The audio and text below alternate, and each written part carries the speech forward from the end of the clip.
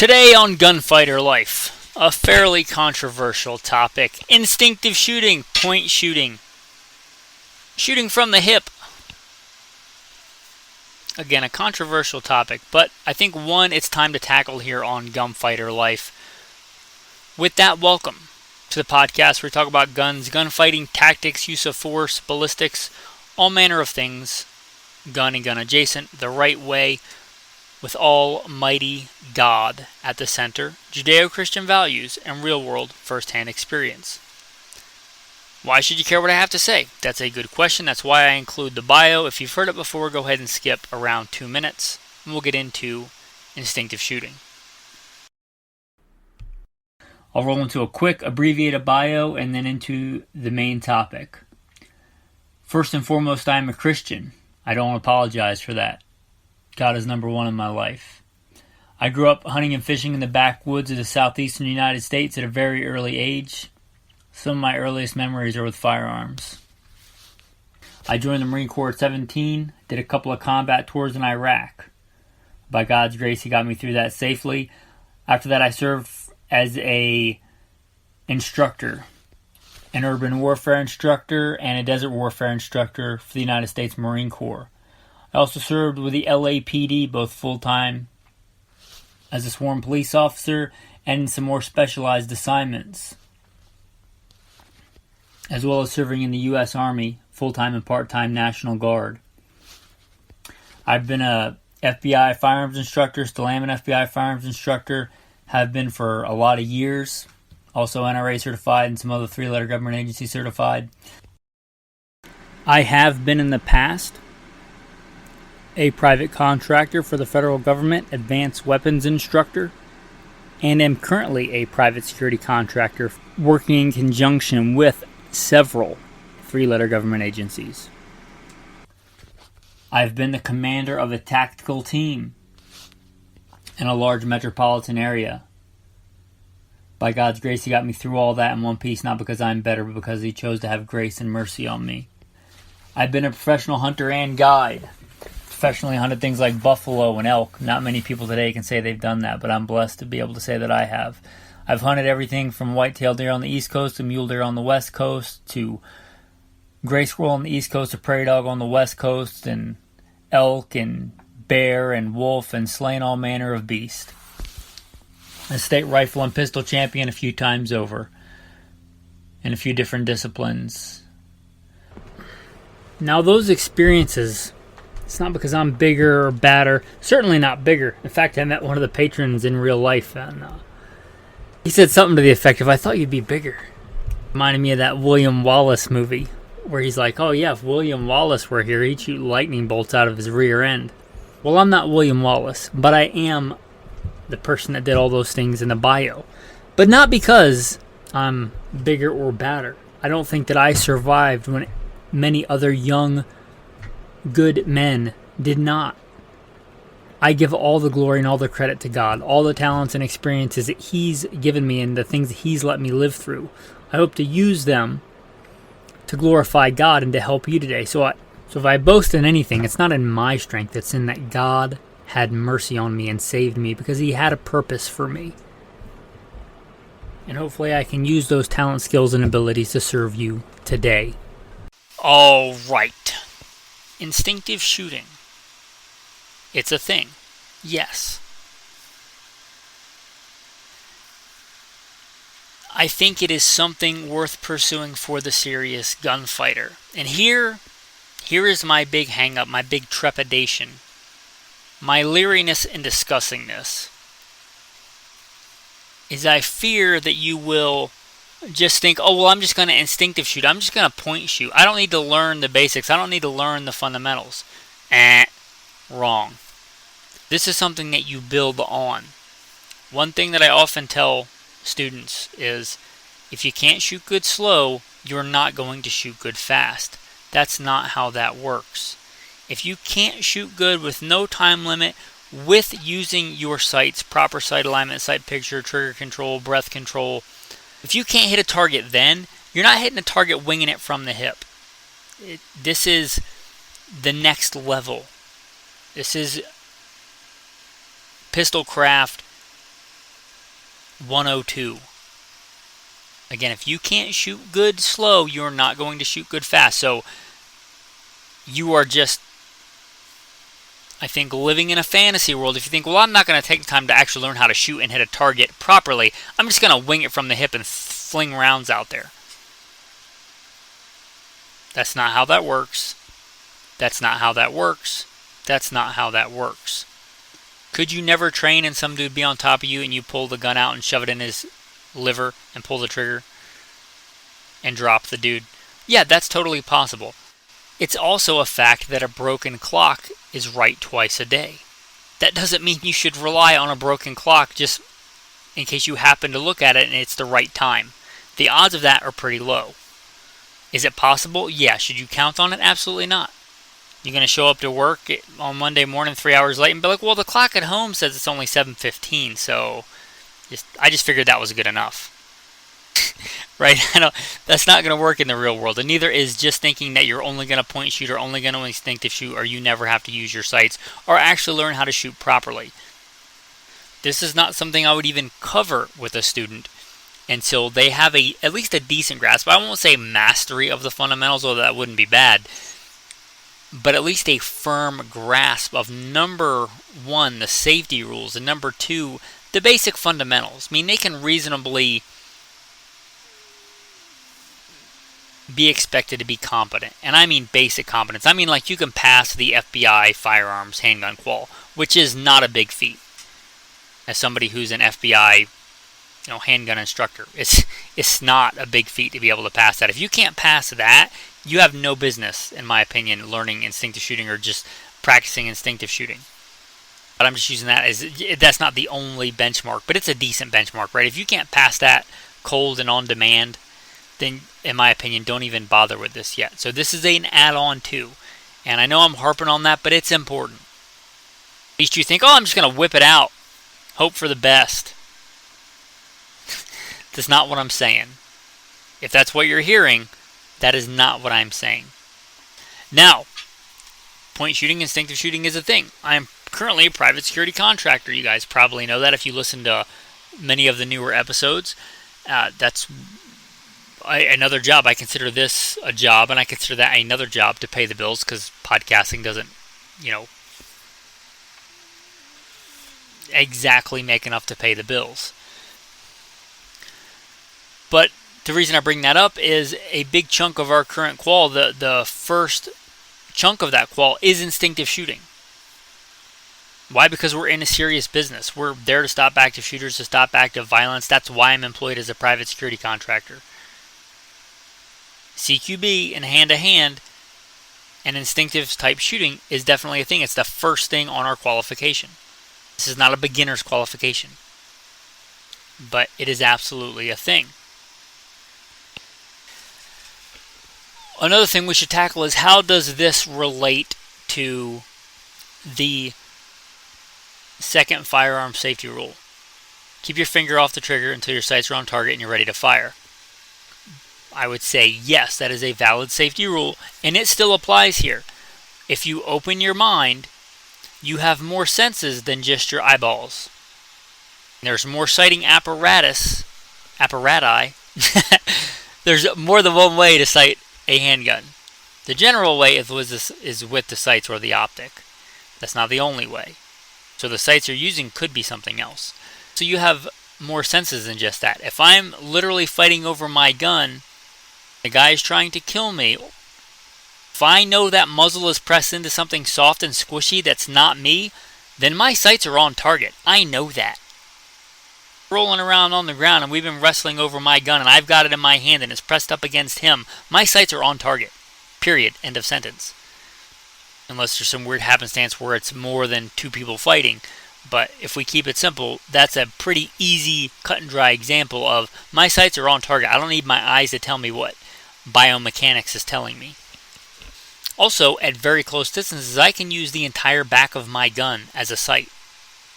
Are my sights on target? Yes, I know that because I know at that distance, let's say 3 feet, that if I can see the back of my slide in the center of that target, I'm going to hit that target. Is it possible to miss? Yes, but that's always a possibility. If you're shooting regular with your sights and you're classic standard stance and fundamentals, you still have the possibility to miss. If you don't ever miss in training, you're probably not training hard enough. Missing is always a possibility, so that's not really a valid argument. I have a reasonable expectation that at those distances, if I can see the back of my gun in the center of the target, and I'm talking really close distances, my sights are on target.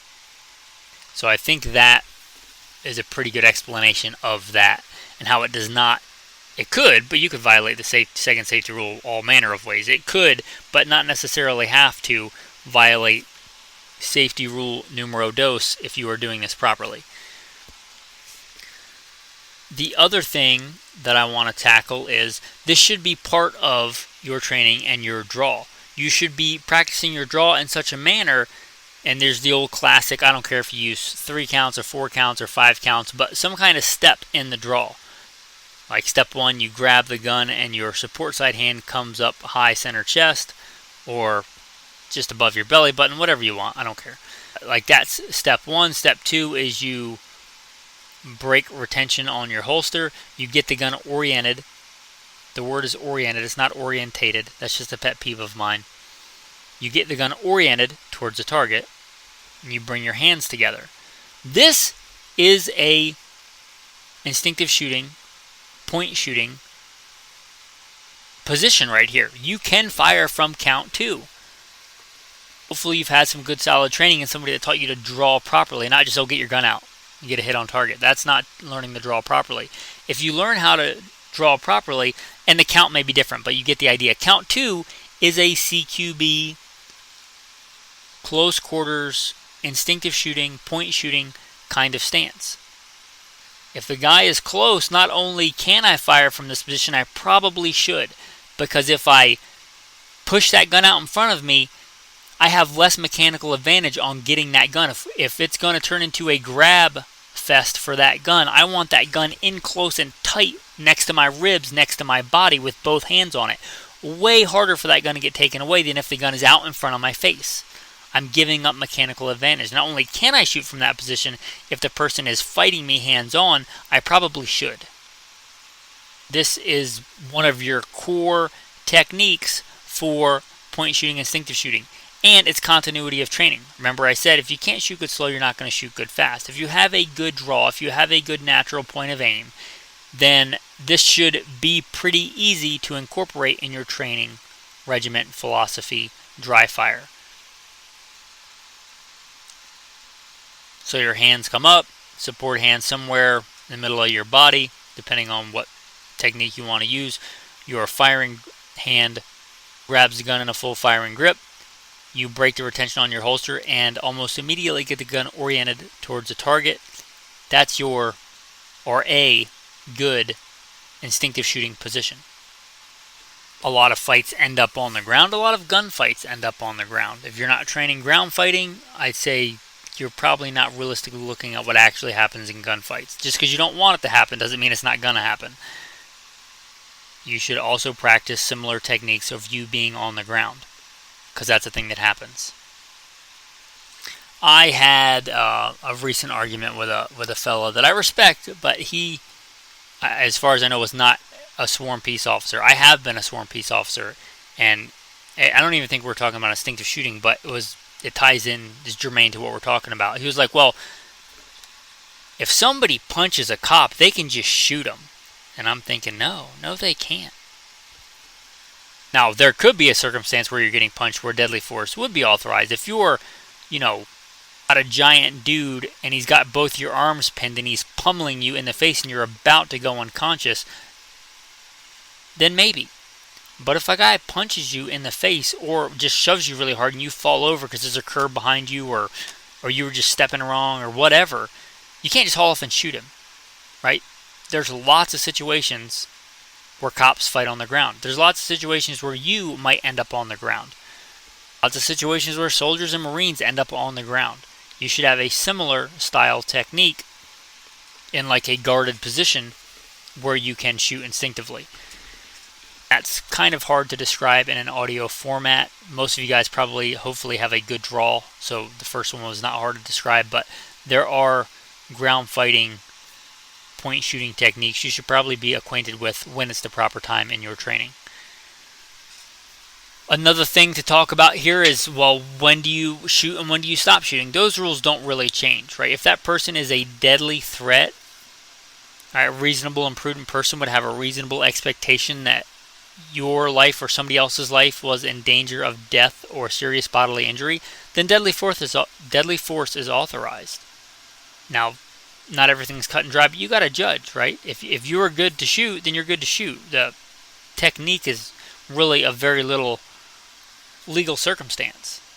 Now, you could be judged as negligent. Again, if you just winging the gun out there and throwing rounds and have no idea what you're doing, that could be criminal negligence, and it probably should be.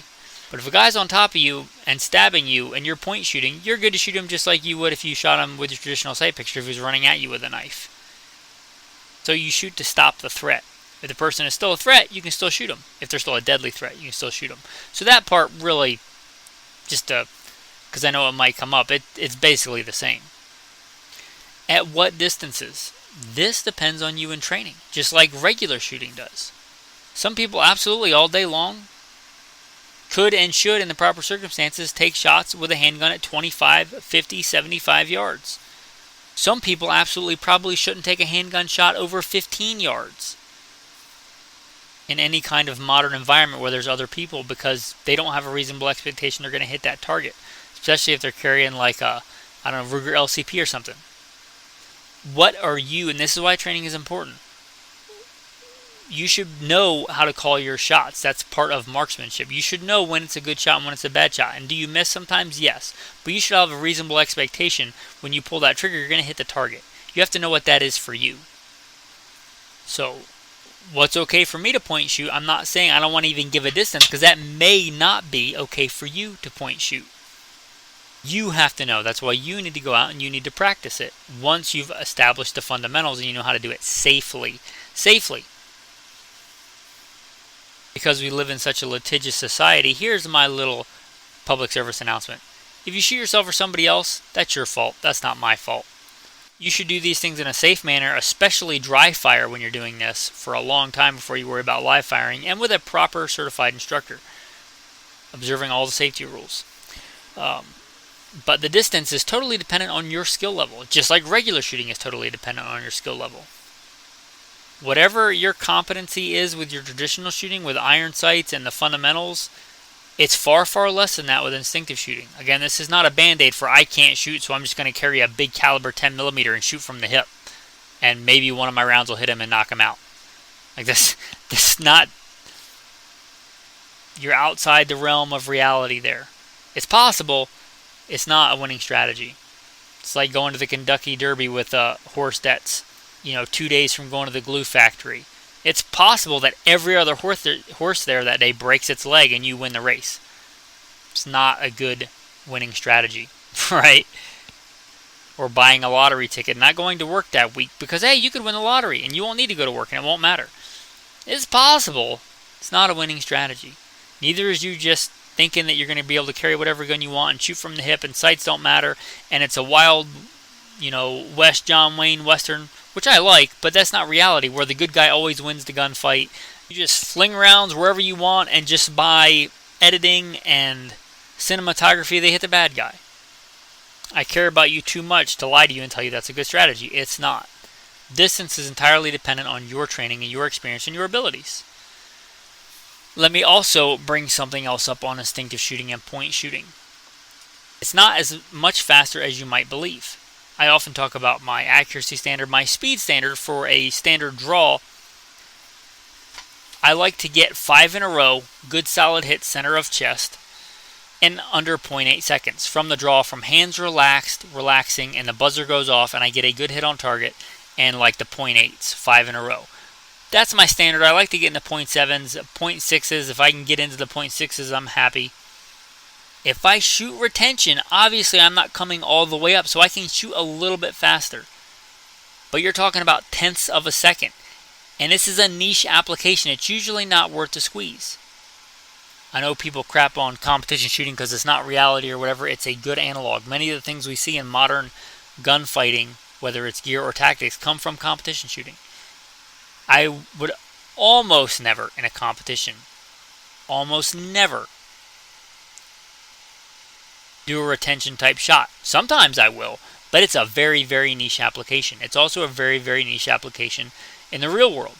It's almost always better to take that extra 1 or 2 tenths of a second, literally tenths of a second, to go from point shooting to actually seeing the sights. Now, you might not take the time to get a perfect sight picture, but it's a lot more certain to get good hits if you use your sights. And you're talking about tenths of a second. Is there time where you may not have those tenths of a second? For sure. But it's a niche, small application. So it's not the cure-all that you might think that it is. Wouldn't spend half your time shooting, point shooting. I would have it a very small part of your training because it's a very small part of shooting. And it's not the time saver. It's not the cure-all. It's not the wonder tonic that some people think that it is. That said, it is a real thing that you probably should, once you're ready and safe and able in a good environment, a skill that's worthy of consideration and practice, again, when you're ready. But just some actual discussion on point shooting, what it actually is and what it isn't. I hope this has been beneficial. I think an important episode. May not have been what you wanted to hear, but again, I care about you too much to just tell you what you want to hear. Some tactical tips of the day. Kind of tangential to this is center axis relock. That is a decent technique. It's kind of a mix of retention shooting and using your sights. It's a good, valid technique. Again, it's a niche, but it kind of plays into this. It's not the same, but it's tangential to this. You may look into that when you're ready. And also, tactical tip of the day, I'm usually not a big fan of the laser pistols, the laser training pistols. I've had several different versions. They're usually, in my opinion, a waste of time and money. Because if you can call your shots, if I know where my front sight was, or my reticle was, or my dot was, as long as my gun's sighted in, I know where that shot went. Right? I don't need a laser to tell me that. It's kind of a waste of my time and money. However, the shooting from retention is a place where these really can come in handy, because you can be looking at the target and shooting from retention and seeing where the laser goes. This is one of the small niche applications where those laser pistols are not a complete waste of time and money. I guess they're never a complete waste of time and money. Anything that gets you dry firing more is probably a good thing. But if you learn to call your shots, generally I find them kind of superfluous. But in the retention shooting, they can be an advantage, especially if you want to get a bunch of it in safely. You still want to do some live fire when you're ready, because you want to make sure that your slide, reciprocation, and stuff doesn't interfere with your biomechanics and cause a malfunction and things like that. However, it is a place where these laser pistols can come in handy. Your tactical verse of the day. This is from Leviticus. And 5 of you shall chase 100, and 100 of you shall put 10,000 to flight, and your enemies shall fall before you by the sword. With that, men, thanks for listening, and have a blessed day.